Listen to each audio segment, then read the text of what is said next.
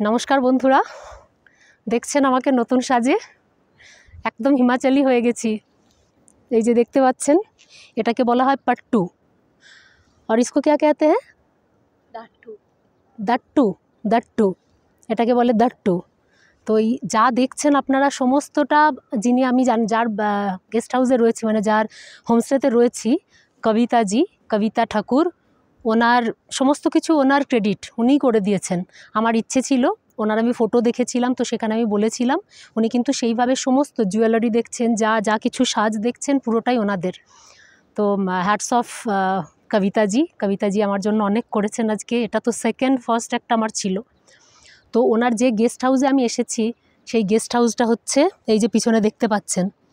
আমার এই ফটোটা উনি আমাকে ফটো দেখিয়েছিলেন যখন আমি বাসে আসছিলাম।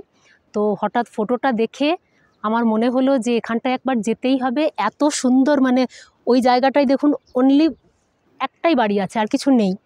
তো ফটোটা যখন দেখছিলাম, মানে পিছনে পাহাড় আর একদম চারদিকে হরিয়ালি, মানে গ্রিনারি, আর তার মধ্যে একটা ছোট্ট বাড়ি, মানে আমাকে ভীষণভাবে মুগ্ধ করেছিল এবং আমি অ্যাট্রাক্টেড হয়েছিলাম ওই ফটোটা দেখে।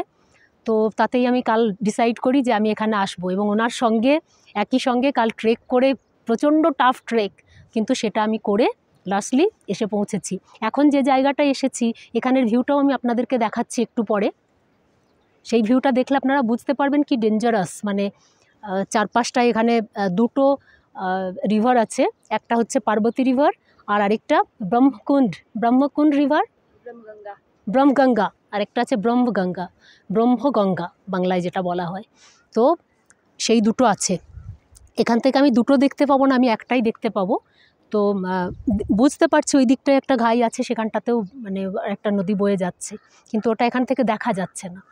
তো যাই হোক, আমি এখন এসেছি এখানে কিছু ফটো শ্যুট করব আর ভিডিও শ্যুট করব তার জন্য।